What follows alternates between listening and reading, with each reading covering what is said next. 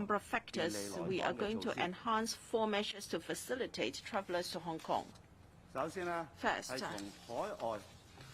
for people arriving at the airport from overseas or Taiwan, the quarantine measures will be as follows. From the 3+4 quarantine arrangement, it will be changed to 0+3. The requirement for travelers to submit PCR test result will be scrapped. Instead, it will be replaced by an RAT result. And the restriction of uncompleted vaccination Hong Kong residents to Hong Kong will be removed. They can board a plane back to Hong Kong. And the return to Hong Kong and come to Hong Kong schemes will not have any quotas and will apply to all places from the mainland and from Macau. These measures will take effect from Monday, i.e. the 26th of September. First, the 0+3 quarantine arrangement. Under the 0+3 scheme, quarantine hotels will be scrapped. People who arrived at Hong Kong can return home or stay in a hotel of his choice to undergo 3 days of medical surveillance. During the period, they are allowed to go out, but they have to comply with PCR test requirements.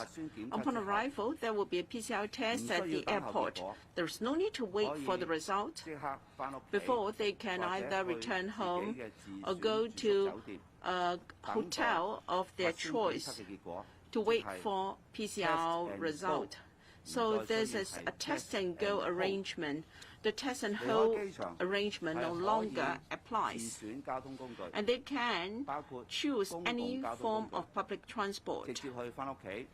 They can go home or go to a hotel for accommodation. And thirdly,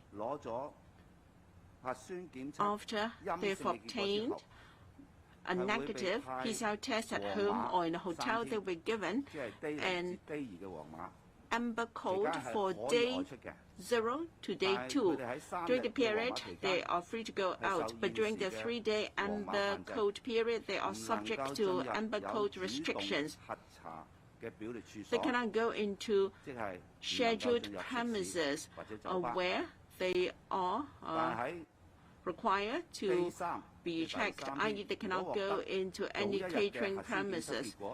And on day 3, if they can get a negative PCR test for the previous day, they will be given a blue code so they can go into scheduled premises, including catering premises and bars. They're allowed to eat and drink there. The second measure is to remove the requirement for a PCR result, negative result conducted 48 hours before boarding. Instead, they are required to present a 24-hour RAT negative result. Because travelers are not easy to get PCR tests overseas.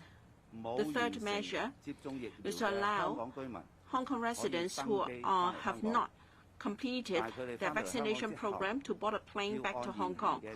However, upon arrival in Hong Kong, they have to go through the current procedures before they can be given a vaccine pass. Fourthly, for come to Hong Kong and return to Hong Kong schemes, there will no longer be any quotas, and they apply to all places from the mainland and also Macau. They'll be given the same convenience to come to Hong Kong. Let me reiterate. This is the Hong Kong SL government's anti-epidemic policy. We're not going to lie flat. We have to control the number of confirmed cases. We have to ensure that our healthcare system can cope. We must reduce serious cases and fatalities. We must protect high-risk groups, including the elderly and children, and also the chronically ill. And we must use a scientific approach to identify risks different risk groups to allow the maximum amount of economic activities for the maximum number of people, but then we must balance the risk between risks and economic growth. We should give the greatest economic momentum to our society while we balance risks. Now, the decision is based on analysis of data, including the risk from overseas travelers to Hong Kong. The rate is not higher than that of the local community. We have to consider livelihood, facilitation for arrival to Hong Kong, etc. We have balanced a number of factors before coming to this decision. Our direction is as such. While we can control the trend of the epidemic, we must allow the maximum room to allow connectivity with the world so that we can have economic momentum and to reduce inconvenience to arriving travelers. We will not roll back measures. In the past few months, we have adopted a number of measures, including abolishing the flight suspension mechanism. We have got the yellow and the amber and red code system to control risk, and we've also implemented a 0+7 quarantine scheme. Today it is going to be changed to 0+3. We are moving towards the same direction, and all these measures must be rolled out in an orderly manner to ensure that each and every step is smooth without causing any chaos to our public transport arrangement and also manpower deployment. At all stages, these measures have to be implemented smoothly. Thirdly, we must maintain a positive outlook for the future. We adopt a positive approach for the trend of the epidemic. When you're willing to cooperate with our measures, including raising the vaccination rate for the elderly and the children, if you're willing to comply and cooperate with the government in our anti-epidemic measures, then with concerted efforts, then we should be optimistic about controlling the epidemic. As for data and data analysis of the 0+3 scheme, I will defer to Professor Lo Chung Mau, or Dr. Lo Chung Mau, Secretary for Health, to explain, and then Mr. Lam Sai Hong, Secretary for Transport and Logistics, will comment on detailed traffic arrangements from the airport. And then Mr. Vincent Fung, Deputy Secretary for Health, will comment on the transitional arrangement for hotel accommodation. I defer to Professor Lo. On behalf of the SAR, I'd like to explain our arrangements for travel and the details. The Hong Kong government is taking a scientific approach and is being accurate and precise in handling the COVID pandemic. Just now, the CE had emphasized that we have 5 strategic measures to deal with COVID, including no, we're not lying flat. We're trying to reduce serious symptoms. We want to reduce death. We want to take care of the young and old. And we want to strengthen the people at risk, the control of people at risk. So we need to balance risk and economic activity. In this adjustment measure, we are focusing on this aspect. So let's review the Omicron situation. From the beginning of the year till March, the number of infected cases went up to 10,000 and had led to a lot of deaths. At the beginning of May, it came back down to a 3-digit figure, and there was an uptick. Now, even though the number of cases in July were stable, but by mid-August it spiked again, and in recent days it seems to have peaked, and there is a sign of it coming down. So looking at the date between July and September, we see that with the government and public's efforts, we had taken a lot of focused measures. The pandemic has impacted us significantly, but it's under control. The number of infected cases, the peak, we're now coming down from the peak, and if we review the last 2 months, in our local measures, we have a targeted approach, including wearing wristbands for home quarantine, lowering the vaccination age to 6 months, the number of PCR tests, on average, the daily figure is 150,000. It's almost 3 times the peak, and we also require people who attend meetings to do RAT tests. Medical staff need to do tests, and we also have more patients being referred to private hospitals.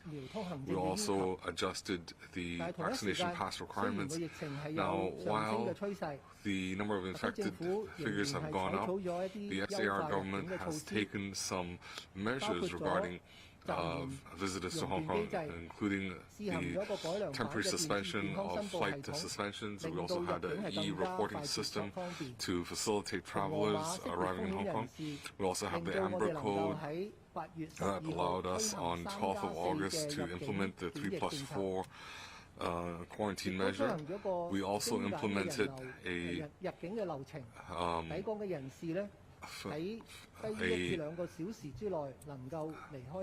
visitors policy where they could only spend, where travelers would only spend an hour or 2 at the airport and they could enter Hong Kong. We also adjusted our vaccination passport requirements. So all these measures reflect that the SAR government is taking a targeted approach, and the SAR government has been enhancing our immigration procedures, and we've allowed Hong Kong to integrate with the rest of the world more smoothly. An important note that we should bear in mind is that compared to the beginning of the year, there's been a big difference that the number of vaccinated people in our population. So we have to thank the different parties, including government, civil service, the HA, health department, the private medical institutions, and even the public have supported the vaccination program.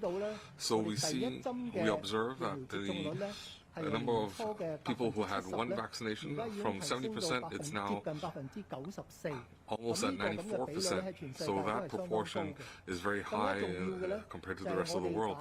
And the number of people who have received 3 vaccinations, the third jab is a booster shot. At the beginning of the year, it was only 10%, and it rapidly went up to almost 77% now. So this is also a very high vaccination booster jab ratio. We also have to take note of our young and old. They are an at-risk group. This will have a big impact on our healthcare system. So children under the age of 11, their vaccination rate from February, when they started getting vaccinated, the ratio is now 72% who have received 1 jab. The third jab is at a lower level. It's roughly 16%. And for people above 80 years old, their vaccination ratio has also gone up significantly. The first jab being at 20%, and it's now standing at 71%. So the third jab, the booster shot, was less than 10%, and it's now close to 55%. So that is why we have been able to see significant improvement from the period of July to September. So we have to emphasize that these figures are not at the ideal stage. We want to better protect the young and old.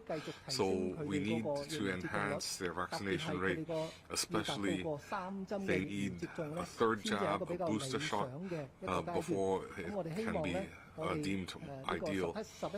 So for those below 11 years old and those above 80 years old, their vaccination rate has to pick up in the coming days. So we can compare our situation to Singapore, where they have 2/3 of our population. So in summer, they saw a peak because of BA.5. They had some 20,000 cases per, and on the Hong Kong side, we see that with serious cases or death cases, the vaccination has been effective. So we don't see a large increase in deaths or patients in with serious symptoms. So BA.2 was a serious wave, and that is now standing at 80%. At this point, we have reached an effective infection rate of less than 1. That indicates that the number of infections will come down. Our community testing centers, where they are able to detect positive cases, we also see a downward trend. So all this reflects that the Omicron wave is coming under control. Actually, for us to return to normalcy, we need the medical system to return to normal first. If you look at the beginning of July, there were projections that these projections were based on the assumption that if BA.5 were to be a dominant strain, we would be facing severe challenges. The projections were in mid-July we would face phase 2 of hospital authority deployment, phase 2 deployment, and in mid-August we would be in phase 3, and even at this point we might have to face the phase 4 of HA deployment measures, and in phase 4 that means we need to deploy 5,000 beds, and there might have to be one designated hospital designated as a COVID hospital. But through our efforts, our phase 2, on 22nd of July, we undertook the measures.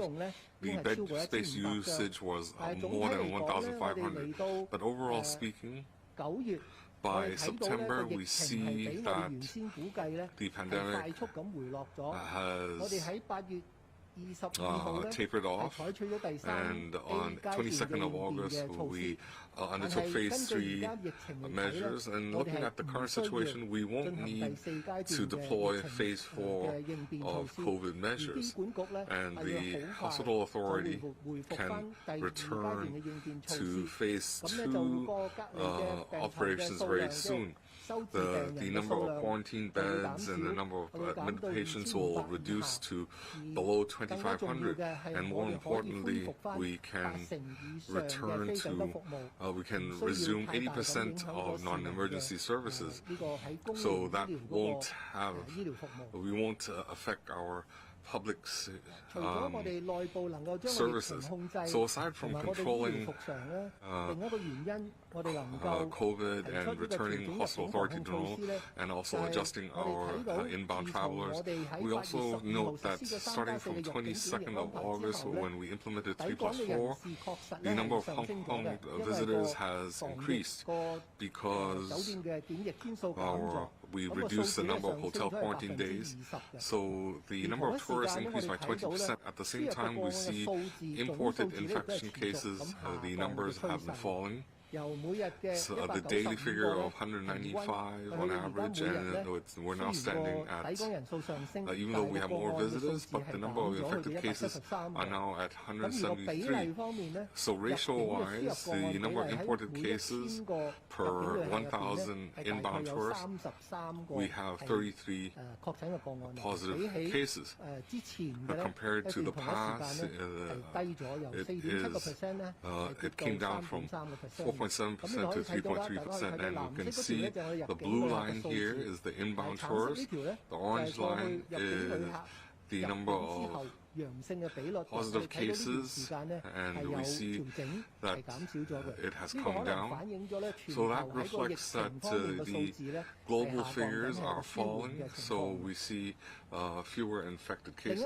Another reason for us to consider adjusting our inbound tourist policy is that when we implemented 3+4, we also implemented a red-amber system.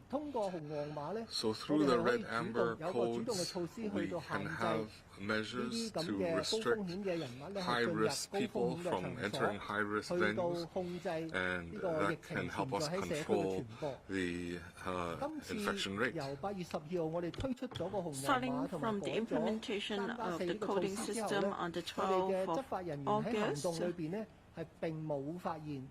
our law enforcement agencies have not found any amber code persons going into restricted premises.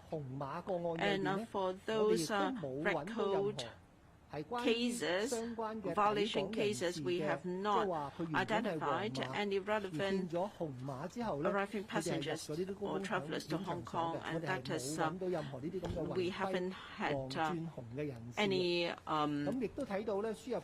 red code to yellow amber code to yellow code persons, as imported cases have not impacted on our local epidemic situation, and has not burdened our healthcare system, so we can adjust the measures. Why do we think that this 0+3 quarantine arrangement can control risks? For every 1,000 arriving travelers to Hong Kong, as I said, the rate of positive cases is about 3%, so we have potentially 30 cases. Through PCR tests at the airport, and also the amber code restriction during the medical surveillance period to prevent them from spreading the disease to the community. We've been able to identify 12 cases, and we can immediately use a red code to restrict the entry into the community or high-risk places. And then 4 more days of PCR and RAT test, what we call self-monitoring period, while they are in a blue code for PCR to be conducted on days 4 and 6. It's quite likely that we can identify the remaining 6 cases, and then a red code can also prevent them from spreading the disease to the community. So I will explain to you this 0.3 arrangement. First, pre-boarding requirement. We have simplified pre-boarding requirements for Hong Kong residents. Even though they are not vaccinated, they are still allowed to board a plane, but because they have not been fully vaccinated, they cannot get a provisional vaccine pass. After they arrive in Hong Kong, they should get vaccinated as soon as possible. For non-Hong Kong residents, they must have completed vaccination or got a medical exemption from vaccination before they can board a plane to Hong Kong. Instead of asking a PCR positive result 24 hours before boarding or 48 hours before boarding, they can present an active RAT test done 24 hours before boarding, and they can also make use of an online health declaration system to obtain a QR code. And then at the airport, we're going to implement a test and go arrangement. After a PCR test, they're allowed to leave the airport by means of public transport or transportation of their own arrangement. And then there will be 7 days of medical surveillance, the so-called 0+3 period. They're allowed to stay home or in a hotel, but they are subject to the amber code restriction. And on day 4, if a previous PCR test is negative, then they can turn to a blue code. And then on alternate days, they are required to do a PCR test, and then they can also go out if the RAT test is negative. So the 7 days are day 0, arrival in Hong Kong, 3 days of medical surveillance, and an 9 a.m. on day 3, a negative result will be given an amber code and then a blue code at 9 a.m. until day 7. That is self-monitoring period. They have to conduct PCR tests on day 4 and 6, and also an RAT test on day 7. PCR tests can be done at community testing center, mobile testing stations, or recognized private laboratories. This is a comparison of the 3+4 and 0+3 schemes. First, pre-boarding requirements under 0+3, inbound travelers no longer to do a PCR 48 hours before boarding. Instead, they can do a 24-hour RAT test, and the result can be declared electronically. And then vaccination requirement. Hong Kong residents can board a plane to Hong Kong even not fully vaccinated, but they cannot be given a provisional vaccine pass in Hong Kong. And non-Hong Kong residents, instead of test and hold, it will be a test and go arrangement. And leaving the airport, instead of arranged transport, it can be arranged by travelers themselves. And then there is no need to go to designated places for PCR tests, and also the amber code will be until day 3, and then self-monitoring for 4 days. And PCR tests on alternate days, RAT on a daily basis. An isolation arrangement for confirmed cases. These inbound travelers, now if the risks are as low as the local community or even lower, then the isolation arrangement will follow that of local cases. That is, they can be isolated at home, in a hotel, and if the home or hotels are not suitable for isolation, then they can go to community isolation facilities. So these new measures will start at 6 a.m. on the 26th of September, next Monday. That ends my presentation. Secretary for Transport and Logistics, Mr. Lam Sai-hung, will brief us on the traffic and transport arrangements. Thank you. In relation to the newly announced measures, we expect there will be more inbound and outbound travelers. So we will maintain close liaison with public transport operators. There will be higher frequencies to ensure that transport to and from the airport will support the operation of the airport. For Airbus companies will enhance the frequencies. So instead of just providing service at peak hours, the services will be extended to non-peak hours. And for overnight buses from airport to the urban areas and NT services will also be strengthened. Airport Express, NTLCL enhanced frequency last month, running at a frequency of 15 minutes per train, and in light of the actual circumstances, services will also be stepped up. For taxis, we'll maintain close liaison with taxi associations to ensure that arriving travelers can get a taxi very easily. All in all, we will liaise closely with the airport authority and public transport operators so that we can be well prepared, and we will monitor the actual utilization of our airport to adjust public transport services to and from the airport. Thank you. Mr. Fung will be talking about the hotel arrangements. friends of the media.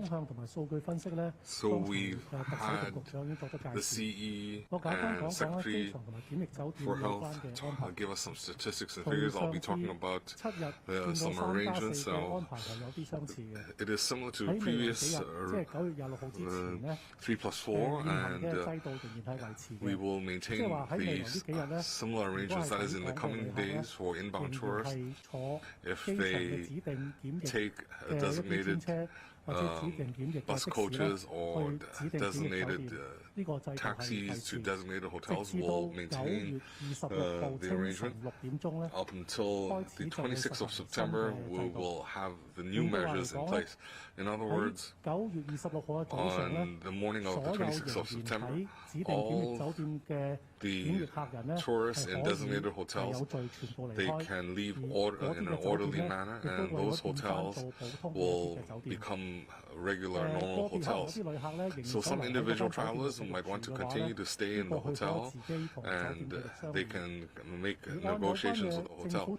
So the government's contractual arrangement with hotels, if there is any change in government policy and the travelers leave early, the hotels need to refund the tourists. And on the morning of the 26th of September, according to the Amber Code system, they can leave the hotels freely. And that's all I have to add. Okay, so we welcome any questions now. So please use your microphone, identify your media outlet, and we have quite a number of reporters, so please keep your questions brief, and we'll take the first question. Cable TV, I want to ask the 0+3 arrangement, have we now chosen to coexist with the virus? Is that going against the central government's policy? Have you consulted the central government? And the CE said that you're not backtracking. So are you pledging that we won't go back to 3+4 and so on? Now, we've also heard that coexisting with the virus is a one-way ticket to hell. So when the tourists do a RAT test, do they keep the sample, the test kit, and do you think this scheme is attractive because they are still restricted from going to restaurants and hotels? I think we need to keep your questions brief. We have to allow sufficient time for your other reporters to ask questions. We cannot answer too many questions. So why don't you just choose two questions? I will deal with the first two questions. Now, I made it clear just now that the SAR government has 5 major policies regarding COVID. You see that we are controlling the number of infected, the number of infection cases. We want to bring the figures down such that Hong Kong can reduce the number of infected cases. So that has been our approach, and that is the same as the mainland. So we want to protect our medical care system. We want to ensure that high-risk patients can be taken care of.